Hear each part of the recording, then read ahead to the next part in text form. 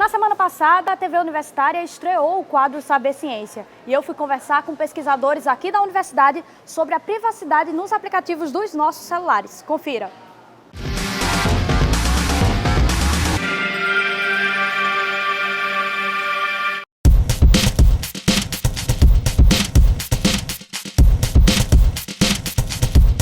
A cada minuto, todos nós produzimos dados no mundo virtual, seja pelo computador ou por meio dos dispositivos móveis como os celulares. A sua localização via GPS, as fotos que você tirou, os e-mails enviados e recebidos e até os seus contatos telefônicos.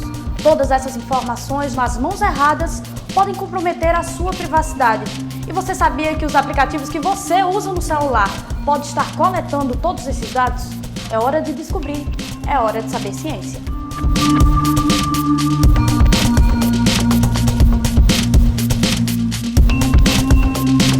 Você lembra-se na última vez que baixou um aplicativo no celular, leu os termos e condições de uso?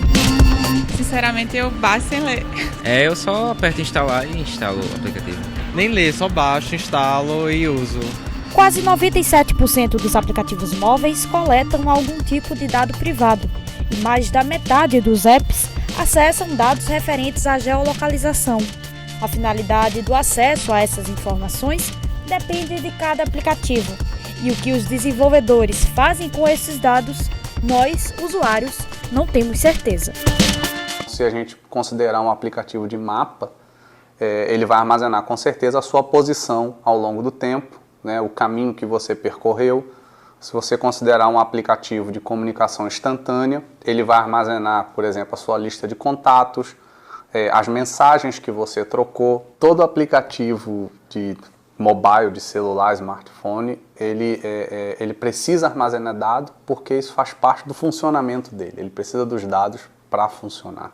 Nesse momento da contratação, do cadastramento, eles oferecem, aqui estão nossos termos da política de privacidade. Em tese, nós anuímos, né? Nós marcamos aquela caixinha dizendo, eu li os termos e estou de acordo. Mas a gente sabe que na realidade não é muito isso que acontece. E uma crítica que se faz aos serviços da internet e nos aplicativos dos smartphones é a prática do all or nothing, né? O tudo ou nada. Ou você contrata nos termos que eles oferecem, ou você não usufrui do serviço. Outro exemplo de uso inteligente e benéfico dos dados está no aplicativo FindTrip. Ele se utiliza de informações como a localização e o tempo que visitantes passam nos pontos turísticos de Natal para identificar as forças e as fraquezas de cada região. O app foi desenvolvido no Instituto Metrópole Digital da UFRN e teve a sua primeira versão lançada em 2014, durante a Copa do Mundo. Essas informações são muito importantes para ajudar o próprio governo, a própria Secretaria de Turismo, a melhorar os serviços que são ofertados para o turista em Natal. Agora, vale salientar que são informações totalmente confidenciais. Por exemplo, em momento algum, o aplicativo ele pede para o usuário fazer um login, para o usuário se identificar. Então, ele não precisa identificar, a gente não quer saber quem é o turista. Mas nem todos os desenvolvedores de aplicativos têm o mesmo cuidado. Em muitos casos, os dados coletados são desnecessários para o funcionamento do programa, como em um aplicativo de fotos que pede para ter o acesso ao número do telefone das pessoas que te ligam, por exemplo. Na hora que nós usamos um aplicativo, um serviço web, sem pagar nada, alguém tem que custear esses serviços. E aí, como que as empresas conseguem fazer isso? Elas se baseiam nos seus dados, seja para vender propaganda ou para qualquer outra coisa que eles quiserem fazer.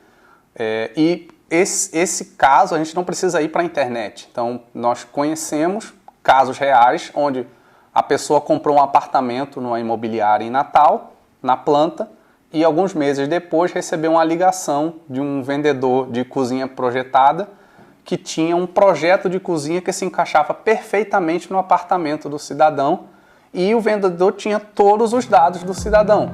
E para quem não quer arriscar, aí vai uma dica. Já existem apps alternativos para os serviços mais comuns. São os chamados aplicativos de código aberto. Com eles, os usuários conseguem visualizar e modificar o sistema.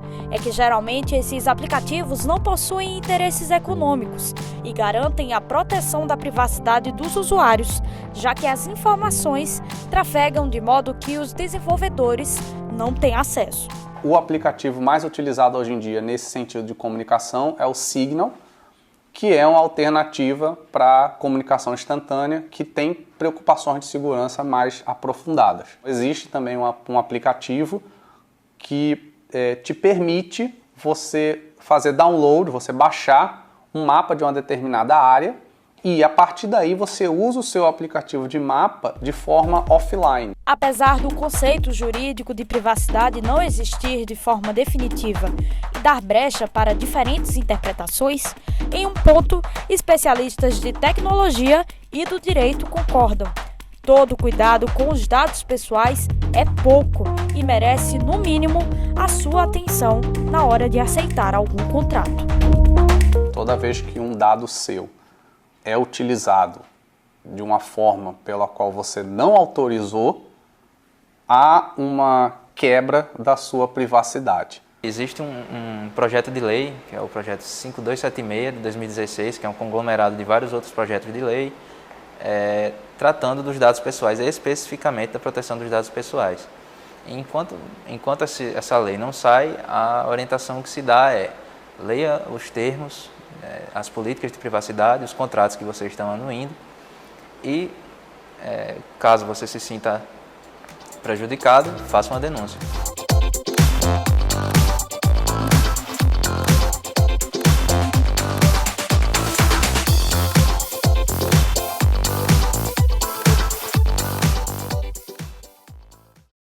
No último sábado, pesquisadores de todo o país marcharam em defesa da ciência. As manifestações também protestaram contra os cortes de gastos feitos nas pesquisas científicas. Só para se ter uma noção, o orçamento destinado à ciência em 2017 já é o pior dos últimos 12 anos. E para falar sobre esse assunto, aqui comigo, Bernadette Cordeiro de Souza, que é professora do Instituto do Cérebro e secretária regional da Sociedade Brasileira para o Progresso da Ciência.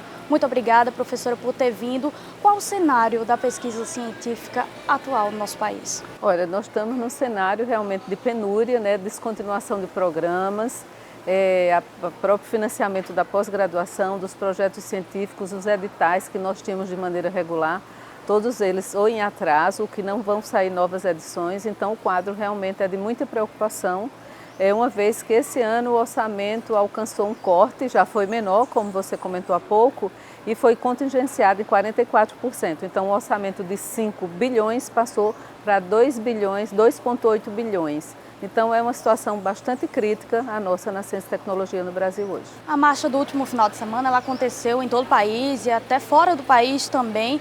Como foi a adesão aqui no nosso estado?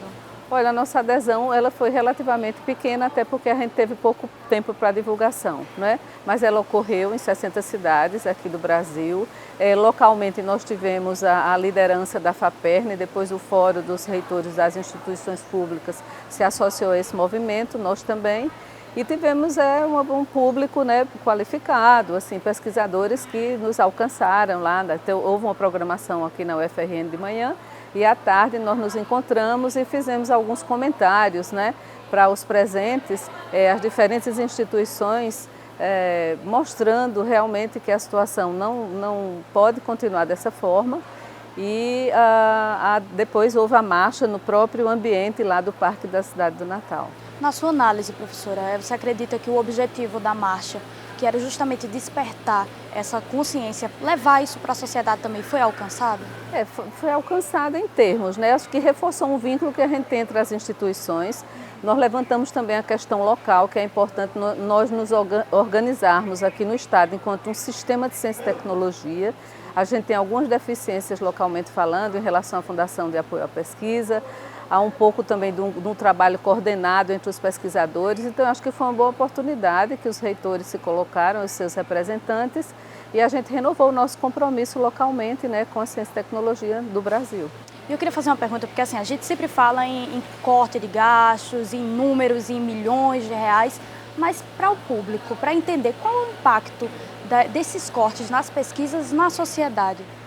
Olha uma coisa, a gente geralmente assim tem vamos dizer, as pessoas que discutem esse tema de maneira mais aprofundada, e a gente observa também que o impacto dos cortes na ciência, eles repercutem principalmente nas pessoas de baixa renda. Quando você tem um gestor, né, que provoca uma descontinuidade num projeto voltado, por exemplo, para as ciências ambientais, ciências climáticas, sustentabilidade, você vai correr riscos futuros importantes de inundações, de grandes acidentes, né? E isso repercute principalmente na população de baixa renda. A ciência, portanto, ela, apesar de ser uma atividade que se dá dentro dos muros da universidade, o alcance dela é justamente, ou seja, a visão dela é para ser estendida e diminuir os custos para você ter uma sociedade cada vez mais integrada, né? E os bens de consumo que cheguem mais facilmente a todo o público, e não apenas a uma faixa de elite da sociedade. Como é que a gente faz para que a sociedade entenda a gravidade desses cortes? Eu acho que nós devemos ir para a rua, nós devemos aí recuperar um pouco o nosso espírito combativo. A divulgação científica é muito importante, eu acho que tem vários instrumentos de iniciação científica e assim, o apelo que nós fazemos é nos mantermos, né, mobilizados, porque a gente está numa situação crítica e que nós aproveitemos as diferentes oportunidades que vão surgir em cenários próximos, né? Perfeito, a gente fica aí na luta também. Isso. Agradeço, conversei com Bernadette Cordeiro de Souza, que é professora do Instituto do Cérebro e secretária regional da Sociedade Brasileira para o Progresso da Ciência. Muito obrigada, Bernadette. Eu que agradeço. Essa é para você, servidor aqui da universidade. A CAURNE, que é o Plano de Saúde para os Servidores da UFRN, tem há cerca de 15 anos o programa de Bem com a Vida, que tem como objetivo prevenir as doenças de quem trabalha por aqui. Dona Severina sofre de artrose e as atividades que ela faz na CAURNE a ajudam a conviver com a doença, além de também facilitar a vida de outros pacientes. Eu não deitava no chão, não sentava no chão, de forma nenhuma. Então agora eu já sozinha eu sento no chão, eu já consigo estirar minhas pernas, dobrar o joelho, graças a Deus. E o esforço aqui do Pilates, né? O Pilates ele traz inúmeros benefícios, né? A gente faz atividades para mobilização nervosa, alongamento para melhorar a flexibilidade geral, que os idosos eles perdem muito flexibilidade com o passar dos anos, né? Melhora de força, de tônus muscular. Então, de modo geral, a gente consegue melhorar a qualidade de vida deles, porque eles conseguem ficar mais dispostos e mais aptos para fazer todas as atividades de vida diária. E por isso, atividades como a que é feita na CAURNE são de grande importância para a continuidade da vida saudável dos associados. Aqui, além dos pilates, também existe acompanhamento médico com geriatra, nutricionista, terapeuta ocupacional e fisioterapeuta. Os pacientes também põem a mão na massa nesta cozinha. Aqui, eles preparam apenas comidas saudáveis. Nós temos pessoas que estão cadastradas há alguns anos e a gente escuta os relatos do que ela era e do que ela passou a ser.